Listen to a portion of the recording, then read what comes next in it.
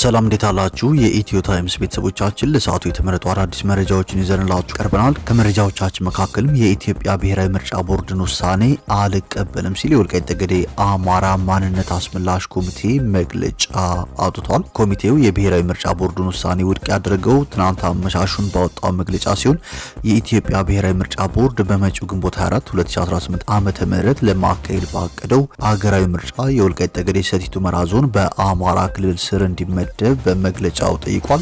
ሙሉ መረጃውን በዜናችን በዝርዝር እናስደምጣችኋለን። በትግራይ ክልል ዳግም ያገረሽ ባለው ወታደራዊ ውጥረት ምክንያት የህዝባዊ ወያኔ ሓርነት ትግራይ ህወሓት የአፍሪካ ህብረት በፌዴራል መንግስቱና በድርጅቱ መካከል ያሉ ያልተፈቱ ጉዳዮችን ለመፍታት እንዲያሸማግል ጥሪ አቅርቧል።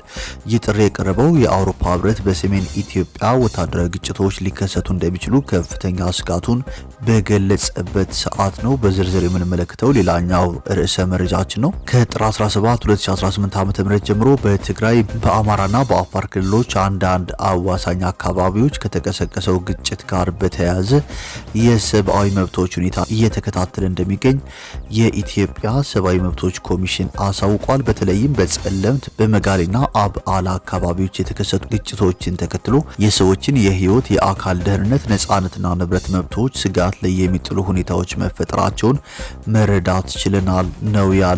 ሙሉ መረጃውን በዜናችን በዝርዝር የምንመለከተው ይሆናል። ኢትዮጵያ የሚቀጥለውን የአፍሪካ ዘመን እድገት ለማረጋገጥ የሚጣለው መሰረት ከሞላ ጎደል በክሊን ኢነርጂ ላይ ያተኮረ መሆን አለበት ብላ ታምናለች ሲሉ ጠቅላይ ሚኒስትር ዶክተር አብይ አህመድ ተናግረዋል። ጠቅላይ ሚኒስትሩ በአይሻ 2 የነፋስ ኃይል ማመንጫ ፕሮጀክት ምረቃ ባደረጉት ንግግር ነው ይህን መልእክት ያስተላለፉት። የጠቅላይ ሚኒስትሩን ሙሉ መልእክትም በዜናችን በዝርዝር እናስደምጣችኋለን። ክቡራትና ክቡራን የኢትዮ ታይምስ ቤተሰቦቻችን እነዚህ ለሰዓቱ የተመረጡ አዳዲስ መረጃዎችን ይዘንላችሁ ቀርበናል።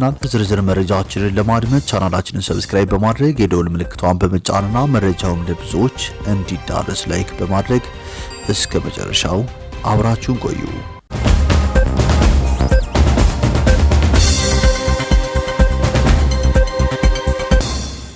ወደ መጀመሪያው መረጃችን ስናልፍ የኢትዮጵያ ብሔራዊ ምርጫ ቦርድን ውሳኔ አልቀበልም በማለት የወልቃይት ጠገዴ አማራ ማንነት አስመላሽ ኮሚቴ መግለጫ አውጥቷል። ኮሚቴው ውድቅ ያደረገው ምርጫ ቦርዱ የወልቃይት ጠገዴ ሰቲት ሁመራ ዞንን በምዕራብ ትግራይ ስር ያካተተበትን ውሳኔ ነው። ከወልቃይት ጠገዴ አማራ ማንነትና ወሰን አስመላሽ ኮሚቴ የተሰጠው ሙሉ መግለጫም እንደሚከተለው ይነበባል። በጥር 22 ቀን 2018 ዓ.ም የኢትዮጵያ ብሔራዊ ምርጫ ቦርድ 7ኛውን ሀገራዊ ምርጫ አስመልክቶ የምርጫ ክልልና ምርጫ ጣቢያዎች ዝርዝር መረጃ ይፋ ማድረጉ ይታወቃል። በዚህ መሰረት የወልቃይት ጠገዴ ሰቲት ሁመራ ዞን ምዕራብ ትግራይ በሚል ምድብ ስር ተጠቅሰው ተመልክተናል። እንዲሁም ምርጫ ቦርዱ ለወደፊቱ በመሬት ላይ ያለውን ተጨባጭ ሁኔታ በመዳሰስና በመገምገም አስፈላጊ ሆኖ ሲገኝ ተጨማሪ መረጃዎችን ለህዝብ ይፋ እንደሚያደርግ አስታውቋል። ዳሩ ግን የወልቃይት ጠገዴ አማራ ማንነትና ወሰን ጥያቄ ከ2008 ዓ.ም ጀምሮ ለፌዴሬሽን ምክር ቤት፣ ለትግራይ ክልል ምክር ቤትና አስተዳደር እንዲሁም ለአማራ ክልል መንግስት መቅረቡ ይታወቃል።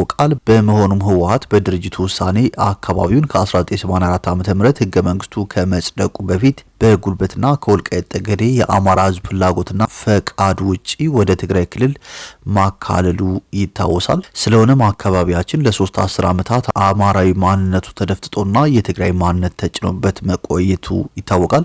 ወልቃይት ጠገዴ ሰቲት ሁመራ ዞን በአገራችን የሰሜኑ ጦርነት ህግ ማስከበር ዘመቻ ሰዓት ማለትም ከጥቅምት 24 2013 ዓ.ም ጀምሮ በተወሰደው እርምጃ ከህወሓት አገዛዝ ነጻ በመውጣት በአማራ ብሔራዊ ክልላዊ መንግስት በዞን ደረጃ ተደራጅቶ በአራት የገጠር ወረዳዎች 5 የከተማ መስተዳድሮችና 93 ቀበሌዎች ይዞ ራሱን በራሱ በማስተዳደር ላይ ይገኛል። በተጨማሪም ከነጻነት ማግስት በአቶ አደንፋራ የኢፌዴሪ ፌዴሬሽን ምክር ቤት አፈ ጉባኤ የተመራ ልዑክ ቡድን ስለ አካባቢዎቹ የህዝብ ፍላጎትና ሁኔታዊ ዳሰሳ ጥናት በማድረግ ሪፖርት ማድረጋቸው አይዘነጋም። የወልቃይት ጠገዴ ሰቲት ሁመራ ዞን ህዝብ አማራንን እንጂ አማራ እንሁን አላልንም በሚል መሪ ቃል በተደጋጋሚ ድምጹን በተለያየ መንገድ ማሰማቱም የአደባባይ ሚስጥር ነው። ስለሆነም ግንቦት 24 ቀን 2018 ዓ.ም የሚደረገው አገራዊ ምርጫ በሰላም እንዲጠናቀቅ ከወዲሁ ከወዲሁ የበኩላችን ድርሻ ለመወጣት ዝግጁ መሆናችንን እያረጋገጥን የወልቃይት ጠገዴ ሰቲት ሁመራ ዞን ላለፉት 5 ዓመታት በአማራ ክልል አስተዳደር ስር ሆኖ መቆየቱ እየታወቀ የኢትዮጵያ ብሔራዊ ምርጫ ቦርድ በትግራይ ክልል የምዕራብ ትግራይ ምርጫ ክልል ስራ አድርጎ መመደቡን ተገቢነት ስለሌለው ቦርዱ ይህንን ነባራዊ ሁኔታ በመገንዘብ የማስተካከያ እርምጃ በመውሰድ ዞኑ በአማራ ክልል ስር ሆኖ ምርጫ እንዲያካሂድ ስንል በአክብሮት እንጠይቃለን ሲል የወልቃይት ጠገዴ አማራ ማንነትና ወሰን አስመላሽ ኮሚቴ መግለጫ አውጥቷል። በሌላ መረጃ ደግሞ በትግራይ ክልል ዳግም እያገረሸ ባለው ወታደራዊ ውጥረት ምክንያት የህዝባዊ ወያኔ ሓርነት ትግራይ ወይም ህወሓት የአፍሪካ ህብረት በፌዴራል መንግስቱና በድርጅቱ መካከል ያሉ ያልተፈቱ ጉዳዮችን ለመፍታት እንዲያሸማግል ጥሪ አቅርበዋል። ይህ ጥሪ የቀረበው የአውሮፓ ህብረት በሰሜን ኢትዮጵያ ወታደራዊ ግጭቶች ሊከሰቱ እንደሚችሉ ከፍተኛ ስጋቱን በገለጸበት ሰዓት ነው። የህወሓት ሊቀመንበር ዶክተር ደብረጽዮን ገብረ ሚካኤል ለአፍሪካ ህብረት ኮሚሽን ሊቀመንበር መሐመድ አሊ የሱፍ በጻፉት ደብዳቤ ድርጅታቸው ለፕሪቶሪያ የሰላም ስምምነት ተገዥ መሆኑን በድጋሚ አረጋግጠዋል። በፌዴራል መንግስቱና በህወሓት መካከል ያለውን አለመግባባት ለመፍታት ብቸኛውና ዘላቂ መንገድ ውይይት ብቻ መሆኑን የጠቀሰው ደብዳቤው ድርጅቱ ከአፍሪካ ህብረት ከፍተኛ የሰላም ፓኔል ጋር ለመነጋገር ዝግጁ መሆኑን ገልጿል። ህወሓት አሁን ያለውን አጣብቂኝ ለመሻገር የአፍሪካ ህብረት አስቸኳይና ንቁ ተሳትፎ እንዲያደርግ የጠየቀ ሲሆን የሰላም ስምምነቱ ግቡን እንዲመታ አዲስ መነቃቃት መፈጠር እንዳለበትም አሳስበዋል። ወደ ቀጣዩ መረጃችን ስናልፍ የኢትዮጵያ ሰብአዊ መብቶች ኮሚሽን ከጥር 17 ቀን 2018 ዓ.ም ጀምሮ በትግራይ፣ በአማራ፣ በአፋር ክልሎች አንዳንድ አዋሳኝ አካባቢዎች ከተቀሰቀሰው ግጭት ጋር በተያያዘ የሰብአዊ መብቶች ሁኔታን እየተከታተለ እንደሚገኝ አስታውቋል። በተለይም በጸለምት፣ በመጋሊና አባላ አካባቢዎች የተከሰቱ ግጭቶችን ተከትሎ የሰዎች ህይወት፣ የአካል ደህንነት፣ ነጻነትና ንብረት መብቶች ስጋት ላይ የሚጥሉ ሁኔታዎች መፈጠራቸውን መረዳት ችለናል ብለዋል። በእነዚህ አካባቢዎች የተቀሰቀሰውን ግጭትና ወታደራዊ እንቅስቃሴ ተከትሎ ወደ ጦርነት ሊሸጋገር ይችላል የሚል ስጋት በመፈጠሩ ሳቢያም ነዋሪዎች በኮማንድ ፖስት ሲተዳደሩ ከቆዩት አላማጣ ከተማና ሌሎች አካባቢዎች የተፈናቀሉ መሆኑን እንዲሁም በሰዎች እንቅስቃሴ ላይ ገደቦች መጣላቸውን ኢሰማኮ ተገንዝቤያለሁ ሲል ገልጿል። ይህ ግጭት የፕሪቶሪያ የሰላም ስምምነትን ተከትሎ በአካባቢዎቹ ሰፍኖ የነበረውን አንጻራዊ ሰላምና መረጋጋት ወደ ኋላ የሚመልስ የአካባቢዎቹ ነዋሪዎች ለተጨማሪ ጉዳት መፈናቀልና ሌሎች ከፍተኛ የሰብአዊ መብቶች ጥሰቶች የሚያጋልጥ ነው ብሏል። ኢሰማኮ በግጭቱ ተሳታፊ የሆኑ ሁሉም አካላት ችግሩን ከሚያባብሱ ድርጊቶች እንዲቆጠቡ፣ በሲቪል ሰዎችና መሰረተ ልማቶች ላይ ጥቃቶችን ከማድረስ እንዲታቀቡ እንዲሁም ለግጭት መነሻ የሆኑ ልዩነቶችን በህግ መሰረት በምክክርና በመግባባት ለመፍታት በቁርጠኝነት እንዲሰሩ አሳስበዋል። ወደ ቀጣዩ መረጃችን ስናልፍ በኢትዮጵያውያን ታስቦ በኢትዮጵያውያን ሀብት ብቻ የተገነባው የህዳሴ ግድብ ለኛ ለኢትዮጵያውያን ኩራት ለመላው አፍሪካ ደግሞ የምሳሌነት ምልክት ነው ሲሉ ጠቅላይ ሚኒስትር ዶክተር አብይ አህመድ ተናግረዋል።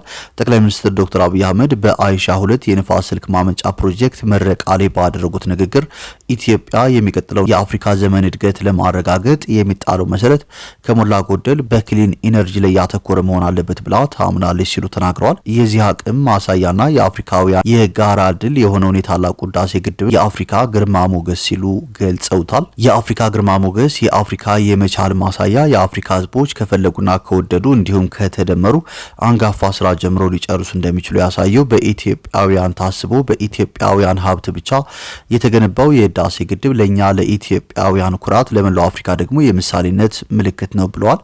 በዚህ ንግግራቸው ላይ ከጎረቤት ሀገራት ጋር ስላለው አብሮ የመልማት ጉዳይም አንስተዋል። ኢትዮጵያ ያላት የተፈጥሮ ጸጋ ከጎረቤት ሀገራት ጋር ተካፍላ የምትበላ ከሆነ ጎረቤቶቿም እንደዚሁ ያላቸውን ጸጋ ከኛ ጋር የሚካፈሉ ከሆነ ምስራቅ አፍሪካ የሚለምን ሳይሆን የሚረዳ፣ የሚበደር ሳይሆን የሚያበድር፣ ከሌሎች የሚጠብቅ ሳይሆን የሚጠበቅበት የመሆን እድል እጅግ ሰፊ ነው ሲሉ ገልጸዋል። ከጎረቤት ሀገራት ጋር ስላለው ትስስርም ጠቅላይ ሚኒስትር ዶክተር አብይ አህመድ አንስተዋል። ጅቡቲ በእጅጉ ለልባችን ለኪሳችን የቀረበ ሀገር በመሆኑ አብዛኛው ኢንቨስትመንት ከጅቡቲ ጋር የተሳሰረ ነው። በሬልዌይ፣ በሃይዌይ፣ በኤሌክትሪክ፣ በውሃ፣ በአየር፣ በዲፕሎማሲ ከዚያም በተጨማሪ እንደ አንድ ቤተሰብ የመተያየት ጠንካራ የሆነ ዝምድና ያለው ሀገር ነው። ፕሬዚዳንቱም ይህን ለማረጋገጥ ተገኝተዋል ሲሉም ጠቅላይ ሚኒስትሩ ተናግረዋል። ከሱዳን፣ ከኬንያ፣ ከታንዛኒያ ጋር እነዚህ ነገሮች የምንጋራ ሲሆን በቅርቡ ከሶማሊያና ሳውዝ ሱዳን ጋር በመብራትና በመንገድ ለመተሳሰር ጥረት ተጀምሯል። ይህ ጥረት እንዲሳካም በከፍተኛ ቅንጅት የሚሰራ ይሆናል ሲሉም ጠቅላይ ሚኒስትር ዶክተር አብይ አህመድ መልእክታቸውን አስተላልፈዋል። በዚሁ ሰዓት ጠቅላይ ሚኒስትሩ የኮይሻ የኃይል ማመንጫ ፕሮጀክት ከአንድ ዓመት ተኩል በኋላ የሚጠናቀቅ ይሆናል ሲሉም ገልጸዋል። እነዚህ ሁሉ የንጹህ ኃይል ጥረቶች ኢትዮጵያ በዓለም መድረክ ተቀባይነት እንድታገኝ ያስቻሉ መሆኑንና ይህም ኢትዮጵያ ለኮፕ 32 የዓለም የአየር ንብረት ጉባኤ አዘጋጅነት እንዳስመረጣት በማንሳት ሁሉን በሚያኮራ መልኩ እናስተናግዳለን ሲሉም ቃል ገብተዋል።